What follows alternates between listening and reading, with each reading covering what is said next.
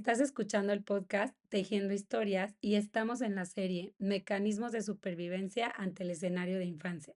Hoy vamos a hablar del personaje del lobo vestido de cordero. Bienvenidos.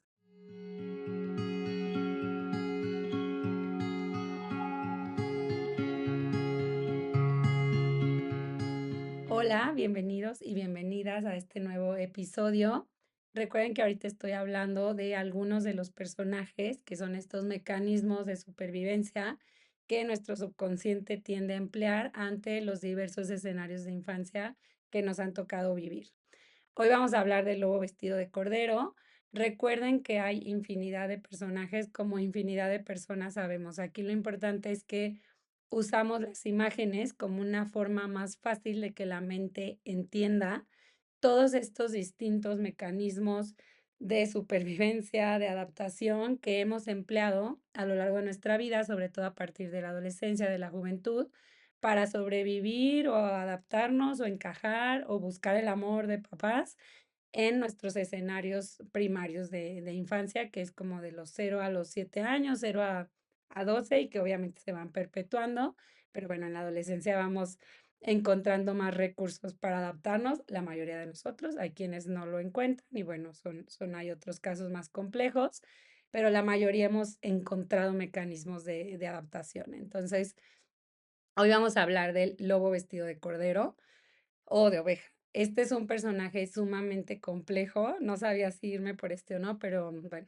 mi intuición me llevó a este y porque estoy trabajando con una paciente con este personaje, porque es complejo en la consulta, porque como les voy a contar, es un personaje que tiende a mentir, a manipular, a cambiar la información y también pasa eso en las consultas, ¿no? Entonces, por eso como terapeutas, por así llamarnos, de la biografía humana, tenemos que estar siempre muy alertas en el sentido de ir detectando cómo estos mecanismos obviamente se van a activar, sobre todo con personajes que van a tender a mentir o a cambiar la información. Entonces, por eso a veces es difícil llegar a ellos e incluso cuando pones el personaje, pues hay como un shock, un rechazo, ¿no? Porque es difícil darte cuenta de estos mecanismos que has empleado. Ok, el lobo vestido de oveja. Por lo general con estos personajes también vemos escenarios de infancia donde hay muchísima violencia, muchísimas luchas de poder entre padres y por lo general vamos viendo cómo en los hermanos uno desarrolla, uno o dos, no lo sé, desarrollan mecanismos más guerreros, ¿no? O sea que podría ser como el más rebelde o el malo, el que dio muchísimo trabajo, el que siempre lo corrían de la escuela, el que tenía problemas con todo mundo, como, ¿no? El que aparentemente es el que da problemas.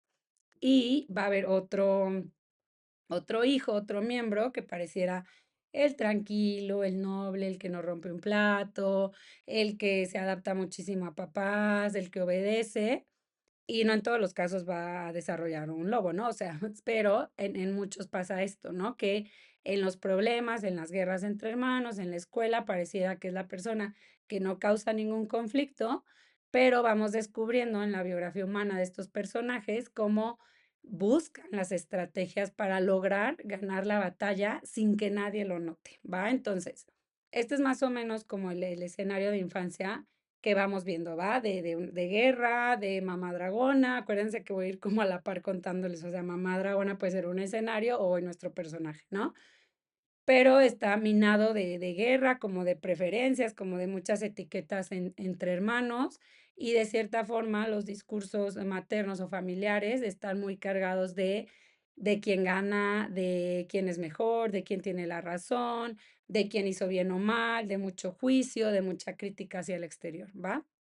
Esto es un general, acuérdense que cada caso es particular. Entonces, este personaje se va desarrollando así porque al estar en un contexto de tanta guerra, va detectando que puede ganar las batallas sin ser el juzgado, el castigado, el criticado, el etiquetado, ¿no? Entonces, va adquiriendo muchos mecanismos de mentira, de manipulación, de engaño y se va haciendo experto en esto. Una característica muy importante del lobo vestido de oveja es que nadie detecta, así a simple vista, cómo consigue ganar esas batallas, ¿no? O sea, todo es un personaje sumamente inteligente, esto es importante, ¿no? Es muy hábil para seducir, o sea, incluso el lobo es un personaje muy seductor y te va llevando hacia este lugar donde no sabes en qué momento terminaste haciendo lo que el lobo quería, ¿va?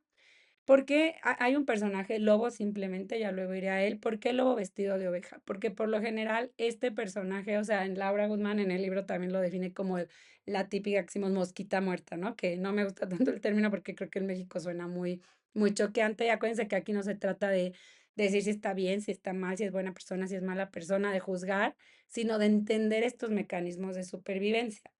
Entonces, pasa esto, ¿no? Que esa persona, en apariencia, incluso física, tú desde que llega el consultante vas notando, ¿no? O sea, a qué se dedica, con quién se emparejó, su físico, cómo se arregla, su cuarto, o sea, todos son piezas, ninguna define todo, sino que todas van siendo piezas que en la biografía, por eso tienes que estar como muy detective, ¿no?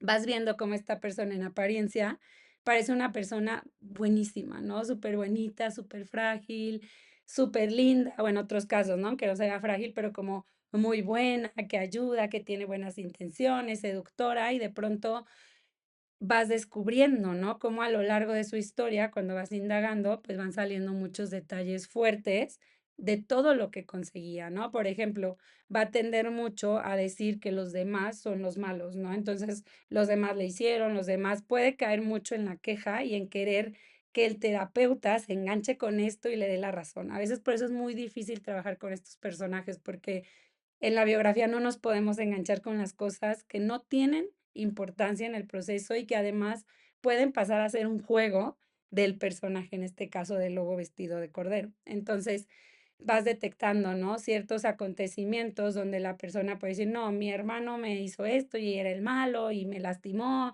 y ve, me dejó aquí la cicatriz y vas indagando y esta persona, bajita la mano, le hizo algo primero, violencias muy invisibles, tiene el lobo, pero algo muy importante es también el nivel adrenalínico de este personaje. Acuérdense que hay personajes súper adrenalínicos como el lobo, el dragón, la guerrera, la boxeadora, y va a haber personajes no tan adrenalínicos, que es la cueva, no sé, se me ocurrió ahorita otro, pero vamos a ir detectando porque son como esos lugares conocidos a los que el personaje entra y se siente como cómodo, aunque obviamente en ese paso pues lastima y daña a muchísimas personas, ¿no? Entonces, está acostumbrado a un nivel de adrenalina enorme, siempre está en alerta porque su mirada es de peligro, ¿no? Siempre va a haber peligro, siempre va a haber un depredador que quiere venir y yo lo tengo que atacar, pero lo voy a hacer estratégicamente. Entonces son estas personas que suelen manipular bastante la situación a los demás para conseguir su propio beneficio. ¿Qué pasa? Pues obviamente lo que siempre les digo, ¿no? Va a haber beneficios, el lobo pues logra mucho, siempre gana, ¿no? El lobo siempre gana y gana más el lobo vestido de cordero porque quedo como el buenito siempre, el lindo, el noble, pero va pasando el tiempo, la persona con la que me emparejo, mis amigos, de pronto voy teniendo muchísimos conflictos, las personas se van a alejar de mí, algo pasa, ¿no? O sea, ahí porque van detectando el daño que hago. El lobo vestido de cordero no puede tener registro de lo que sienten o desean los demás. Y esta es la definición máxima de violencia en la biografía humana, el no poder el que solo haya lugar para el deseo de uno. Entonces, el lobo solo busca todo para deseo propio y le cuesta muchísimo registrar lo que desean los demás. Entonces, imagínense, llegada la maternidad, ¿qué va a venir? Aquí tampoco hay un lugar blandito donde recibir un bebé que necesita eso. Entonces, el bebé va a llegar a un campo minado donde el lobo está buscando cumplir sus metas a toda costa. Entonces, de pronto nos vamos a empezar a topar con personas que luego tuvieron un conflicto con la suegra y era un problema y vino y me hizo mil cosas y mi pareja no hizo nada, culpando a los demás. Probablemente va a quemar la maternidad y van a ser personas muy trabajadoras que luego a los 40 días quieren volver a trabajar, pero viviendo en la queja, pero entonces es un lugar más fácil estar en el trabajo que estar maternando. Va a haber una distancia afectiva sumamente grande con los hijos porque no pueden ser sentidos esos bebés o esos niños por el lobo vestido de cordero, ¿no? Entonces, probablemente ahí los hijos van a llorar muchísimo o a enfermarse bastante, o sea, reclamar como ese lugar blandito que están necesitando, ¿no? Llegados al presente es difícil, como les decía, con estos personajes, porque les cuesta mucho aceptar y ver, y no solo en un nivel consciente, sino subconsciente, poder aceptar que han buscado estratégicamente ganar, ¿no? Y que sale esta parte como sumamente sombría de ellos, porque por un lado son tanta luz y el mundo ve la luz y ve a la ovejita y ve lo bueno, pero las personas cercanas a ellos ven, esto no es real, ¿no? Entonces, es como muy enloquecedor para las personas que rodean a los lobos vestidos de cordero. Entonces, aquí es muy importante que al llegar al presente trabajemos con la toma de conciencia de cómo busco a toda costa ganar las batallas, cómo miento, cómo manipulo, empezar a bajarme a un nivel más blandito, no estar en constante alerta, que esto es lo que vamos haciendo cuando ya llegamos al personaje y lo empezamos a desmontar de a poquito en el presente. Algo importante que es como más general, pero que les quiero decir de cada personaje, como beachador a veces es muy importante que tengas la capacidad de tener, por un lado, esta sensación de empatía, de compadecerte del niño que fue tu consultante, porque hoy es un adulto, pero entender que todas estas vivencias del niño fueron sumamente fuertes, pero a la vez tener como esta capacidad de no engancharte con lo que es hoy el adulto y poder como acompañarlo, ¿no? Y retarlo y cuestionarlo y ayudarlo, obviamente desde un lugar sumamente amoroso y respetuoso, a desandar hoy el personaje, porque acuérdense que es estar hablando con adulto, pero a la vez con ese niño interior que obviamente fue sumamente herido y lastimado, ¿no? Como probablemente hemos hablado que hemos sido todos nuestros padres, sus abuelos, etcétera. Entonces, hoy les quería contar este personaje. Vamos a avanzar hacia otro en 15 días.